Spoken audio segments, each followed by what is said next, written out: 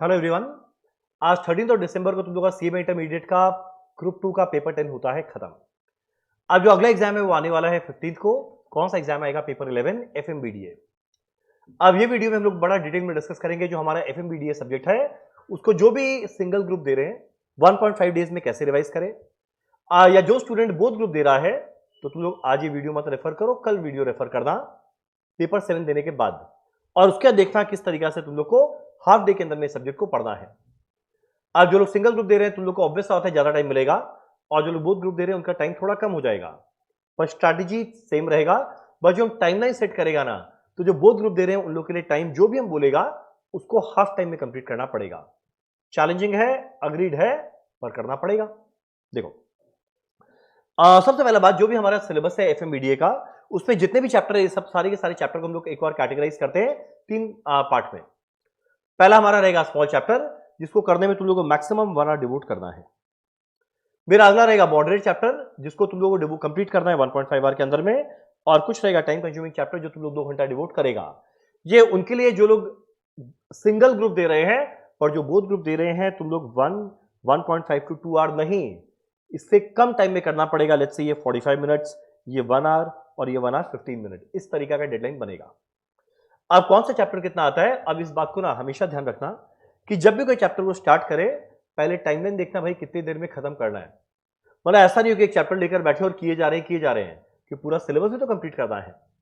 तो हमारे small chapter के अंदर में आता है फाइनेंशियल मैनेजमेंट के अंदर में leverage, dividend policy, cash management and financial analysis. Financial analysis में क्या आता है सर? कॉमन साइज कंपेरेटिव, तुम्हारा ट्रेंड एनालिसिस, ये वाला पोर्शन। जो मॉडरेट है उसके अंदर में बाकी सारा चैप्टर आता है except capital weighting. Capital weighting time consuming chapter है। तो मॉडरेट में working capital, receivables, cost of capital, capital structure, ratio, CFS, FFS आ गया।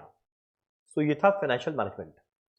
अब जो डीए वाला पोर्शन उसमें 4 चैप्टर है, चैप्टर 1 एंड 3 स्मॉल चैप्टर है। जो मेरा बाकी 2 चैप्टर बच गया 2 और 4, ये दोनों मॉडरेट है, टाइम कंज्यूमिंग चैप्टर एक भी नहीं है। तो जब भी कोई चैप्टर को स्टार्ट करो तो कितना टाइम डिवोट करना है, इस स्लाइड को सेव कर लेना। एग्जैक्ट इतनी देर में इस पर्टिकुलर टॉपिक को तुम लोगों को खत्म करना है। अब अगला क्वेश्चन उठता है, ये कहां से रिवाइज करेंगे? क्या रिटन प्रैक्टिस करेंगे? क्या खाली गो थ्रू करेंगे, या कैलकुलेशन करेंगे? थ्योरी कहां से करें, एमसीक्यू कहां से करें? सब डिटेल में डिस्कस करते हैं। अगला बात, अब ये स्लाइड इज वेरी इंपॉर्टेंट क्योंकि ये हम लोग को एग्जैक्ट आइडिया देगा कि मेरे को पहले कौन से चैप्टर को प्रिपेयर करना चाहिए, उसके बाद किसको प्रिपेयर करना चाहिए, इस तरीका से। तो देखो, हमारे क्वेश्चन पेपर का पैटर्न कुछ ऐसा है कि क्वेश्चन नंबर 1 रहेगा एमसीक्यू, और जो एमसीक्यू है इसके लिए जो तुम लोग का एमसीक्यू बैंक सीएमए इंस्टीट्यूट ने निकाला था, हम लोगों ने पूरा सॉल्व किया। तो उसका वीडियो तुम लोग को इसके डिस्क्रिप्शन में मिल जाएगा।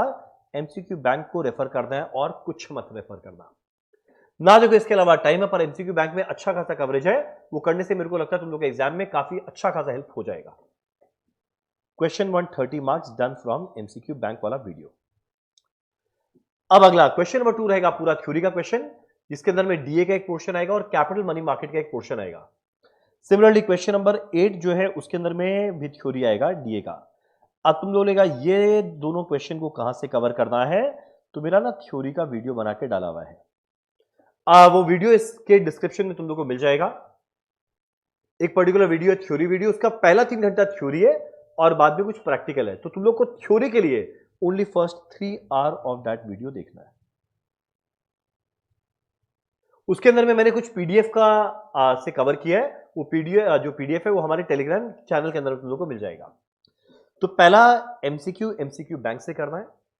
अब डीए हो या कैपिटल मनी मार्केट, ये दोनों के लिए मेरा एक थ्योरी वीडियो बनाकर डाला हुआ है, जो इस वीडियो के डिस्क्रिप्शन में मिलेगा। उतना करने से तुम्हारा दोनों क्वेश्चन कवर हो जाएगा। अब अगला क्वेश्चन उठता है प्रैक्टिकल। क्वेश्चन नंबर 3 में आता है रेशियो प्लस सीएफएस या एफएफएस में से एक। अगर तुम लोग करो ना तो ये दोनों चैप्टर करो या दोनों मत करो। एक करता एक नहीं करता, तुम एनीवेज ये पूरा क्वेश्चन अटेंड नहीं कर पाया। पर मेरा तुम लोग को एडवाइस रहेगा कि एमसीक्यू जो करना है वो तो करना है, थ्योरी जो करना है वो तो करना है। ये वाला क्वेश्चन 4 लॉटरी क्वेश्चन होता है, ये पक्का करना है। इसमें क्या आएगा? कंपैरेटिव कॉमन साइज ट्रेंड में से एक, अगला कॉस्ट ऑफ कैपिटल, और ये दोनों को बड़ा डिटेल में डिस्कस किया हुआ है हमारे मैराथन वीडियो में। तो ये क्वेश्चन तुम लोग को पक्का एग्जाम में अटेम्प्ट करना है। अगला मेरे हिसाब से तुम लोग को अगला अटेम्प्ट करना है वर्किंग कैपिटल, जो आएगा ही आएगा और बड़ा इजी चैप्टर है। इसके सॉरी कहां चला गया, इसके संग में जोड़ेगा कैश मैनेजमेंट या रिसीवर्स मैनेजमेंट या मटेरियल में से एक। और ये वाला पोर्शन इज वेरी इजी, तो ये तुम लोगों को करना है। अगला तुम लोग को मेरे हिसाब से अटेम्प्ट करना चाहिए लेवरेज वाला question. Leverage is very easy chapter. Dividend policy है, वो भी बड़ा इजी चैप्टर है, वॉल्टर गॉर्डन और मोदीग्लानी मिलर है। और संग में कभी कभी कैपिटल स्ट्रक्चर से इनकम स्टेटमेंट आता है। सो देख, कुल मिलाकर ना तुम लोग को पहला क्वेश्चन करना है, ऑप्शन नहीं है, रिमेनिंग 7 में से 5 करना है। और जो रिमेनिंग 7 में 5 करना है उसमें कौन कौन सा पक्का करना है, तो जो तुम लोग पढ़ना स्टार्ट करो ना, सबसे पहले निपटाना कॉस्ट ऑफ कैपिटल, इसके बाद करना कंपैरेटिव कॉमन साइज। तो 5 क्वेश्चन करना है, तुम लोग ये 2 चैप्टर किया, 1 क्वेश्चन हो गया, करेक्ट। इसके बाद करना वर्किंग कैपिटल, उसके संग में निपटाना कैश मैनेजमेंट एंड रिसीवेबल्स। जैसे ये दोनों निपटाए, क्वेश्चन नंबर 2 भी डन। इसके बाद करना लेवरेज,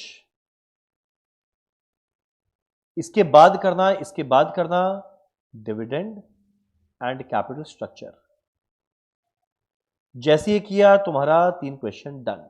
5 करना है, 3 हो गया, 5 करना है, 3 हो गया। अब उसके बाद जो मेरा अगला एडवाइस है, ढंग से सुनना, जो लोग का पहले रेशियो एंड सीएफएफएस एफएफएस पढ़ा हुआ है वो लोग करना, इसके बाद ये चैप्टर।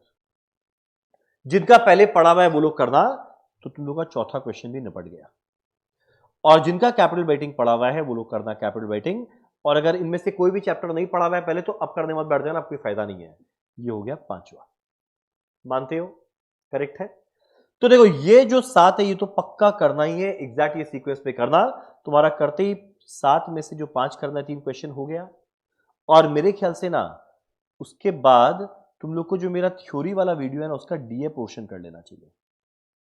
तुम लोग जब थ्योरी का वीडियो देखेगा, उसका टाइमलाइन में देखना, एक कैपिटल मार्केट मनी मार्केट वाला थ्योरी है, एक डीए वाला है।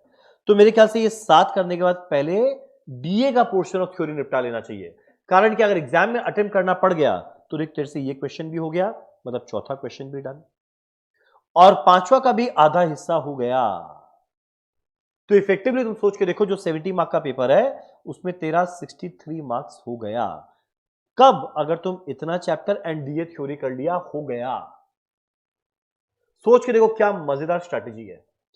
सिंपल चैप्टर है, cost of capital, common size, working capital, receivables, cash management, leverage, dividend policy, capital structure. वो किया, डीए का थ्योरी किया, तुम पूरा पेपर अटेम्प्ट कर सकता है एक्सेप्ट 7 मार्क्स। पूरा पेपर तुम अटेम्प्ट कर सकते हैं एक्सेप्ट 7 मार्क्स। तो मेरे ख्याल से सारे के सारे स्टूडेंट लोग ये 7 चैप्टर पहले करना, बाद में डीए का थ्योरी करना। उसके बाद जो लोग का पढ़ा हुआ है वो लोग तो ये वाला सेगमेंट करना, ratio, CFS, FFS, capital waiting. मान लो कि स्टूडेंट है जिसका ये दोनों तो पढ़ा हुआ है, कैपिटल वेटिंग नहीं पढ़ा हुआ है, अब मत पढ़ना, कोई फायदा नहीं है। वो रिमेनिंग पोर्शन ऑफ थ्योरी पढ़ लेना, जिसमें कैपिटल मार्केट, मनी मार्केट है। समझा ना? 1 2 3 4 5 6 7 चैप्टर पहले हर एक स्टूडेंट करेगा। उसके बाद डीए का पोर्शन हर एक स्टूडेंट करेगा। तुम्हारा 73 मार्क्स हो गया अटेम्प्ट, सॉरी 73 बोला, 63 मार्क्स हो गया अटेम्प्ट करना। 63 तुम अटेम्प्ट कर लिया, 30 नंबर एमसीक्यू के लिए एमसीक्यू बैंक है, 93 मार्क्स तुमने कवर कर लिया विदाउट टचिंग दीज चैप्टर्स। पर ऑब्वियस सा बात है, इसके बाद छोड़ मत देना कि हाँ हो गया चलो छोड़ दिया, बाकी नहीं पढ़ेंगे। उसके आगे पढ़ना, जिनका ये चैप्टर पढ़ा है वो ये पढ़ना, जिनका ये चैप्टर पढ़ा है वो ये पढ़ना, जिनका दोनों किया हुआ है वो दोनों चैप्टर पढ़ना। और उसके बाद और किसी का ये दोनों नहीं पढ़ा हुआ है, फिर कैपिटल मार्केट, मनी मार्केट का थ्योरी करना, वो उसी थ्योरी वीडियो में तुम लोग को मिल जाएगा। तो उम्मीद करता है ये वाला पूरा का पूरा चीज क्लियर होगा। ये सुपर इंपॉर्टेंट बात मैंने कहा। जो लोग सिंगल ग्रुप दे रहे हैं तो भैया तुम लोग ये 8 तो पक्का कर लेना, तेरा एग्जाम तो अच्छा मार्क्स के लायक निकल गया। उसके बाद जितना टाइम बचे उसके बाद ये बेसिस पे करते रहना, ठीक है। अब अगला क्वेश्चन उठता है, ये एफएमबीडीए का थ्योरी करेंगे कहां से? देख, इसके अंदर में कैपिटल मार्केट, मनी मार्केट है, डीए वाला पोर्शन है। थ्योरी का बेस्ट पार्ट होता है वर्ड टू वर्ड तुमको याद रखना नहीं है, खाली कीवर्ड्स और कंसेप्ट याद है, तेरा काम हो जाएगा। यानी अगर तुम एक बार पढ़ के कीवर्ड याद है और तुमको पता है उसके अंदर में क्या कंसेप्ट है, तुम अपने वर्ड में लिख देगा, तेरा काम हो जाएगा। तुमको इसके अलावा और कुछ नहीं करना।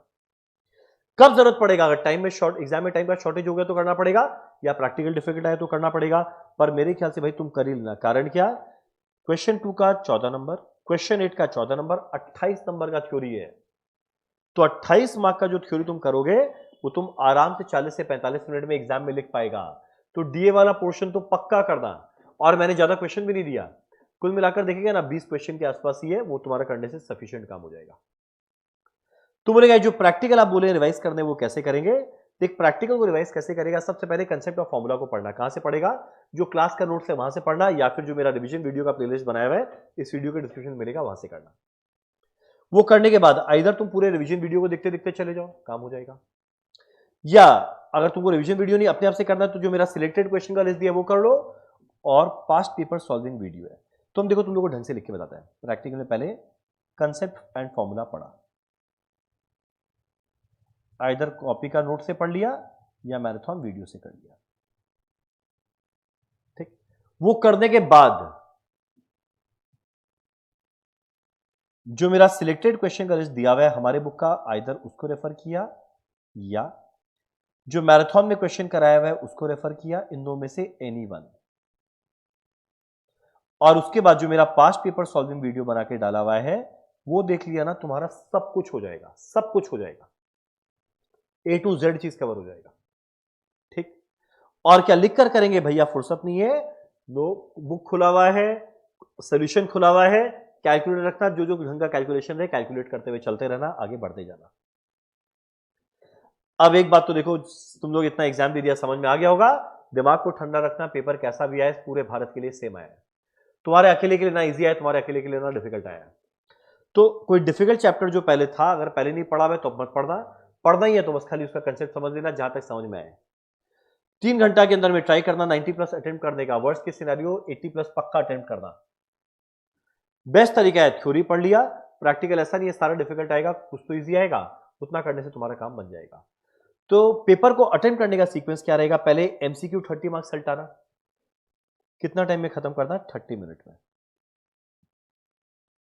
उसके बाद प्रैक्टिकल अटेम्प्ट करना, 30 तो देखो बोलने का बात है, 30 से 40 मिनट लग जाता है।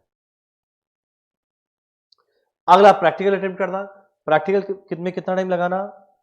1.5 आवर। और अगर तुम 30 नंबर का थ्योरी किया, लास्ट का 1 आवर, ठीक। तो पहले एमसीक्यू, बाद में जितना प्रैक्टिकल आए, और बीच में अटक जाओ तो थ्योरी।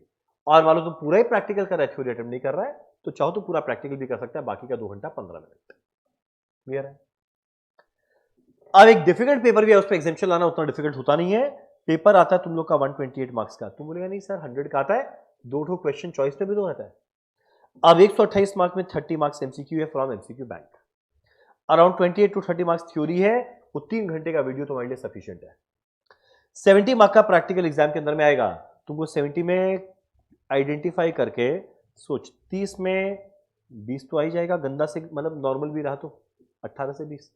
थ्योरी पढ़ा हुआ है 30 में 18, 15-20 नंबर यहां जाएगा, तो तुम भैया पास तो हो गया, 20+20 पास तो हो गया। अब 60 नंबर तुम ये करता है तो बाकी 40 के अंदर में प्रैक्टिकल तुमको आएगा, पूरा आया वेरी गुड, पूरा नहीं भी आया स्टेप मार्किंग तो मिलेगा, तो 40 के अंदर में 20 नंबर लाना डिफिकल्ट नहीं होता। 20-20-20 मिला के एग्जाम्शन आता है, अगर पेपर गंदा आया तब भी। बस करना क्या है, डिफिकल्ट आए तुमको लास्ट तक करते जाना है, फाइनल आंसर राइट हो या नहीं वो फर्क नहीं पड़ता, तुमको लास्ट तक करना है, स्टेप मार्किंग एकदम मिलेगा। तो भाई एकदम सिंपल सा स्ट्रैटेजी हम लोगों ने डिस्कस किया। ये जो स्लाइड है सुपर इंपॉर्टेंट, एग्जैक्ट इसी सीक्वेंस में पढ़ते चलना। थ्योरी कहां से पढ़ेगा? थ्योरी वीडियो से। प्रैक्टिकल कहां से करेगा? जो मैंने लिखकर बताया, पहले नोट से पढ़ लिया, सिलेक्टेड क्वेश्चन या मैराथन में से कोई एक किया, पास्ट पेपर वीडियो देख लिया लास्ट में। और जो एमसीक्यू है वो कहां से करेगा? एमसीक्यू बैंक से। तो इस वीडियो के डिस्क्रिप्शन में तुम लोग को मैं बहुत सारा वीडियोस दूंगा जो तुम्हारे प्रिपरेशन के लिए सफिशिएंट है। नंबर 1 एमसीक्यू बैंक, नंबर 2 एक वीडियो रहेगा जिसका पहला 3 घंटा थ्योरी का रहेगा, नंबर 3 प्लेलिस्ट का क्या बोलते हैं, प्लेलिस्ट देंगे रिवीजन वीडियो का, अगला पास्ट पेपर का वीडियो देंगे।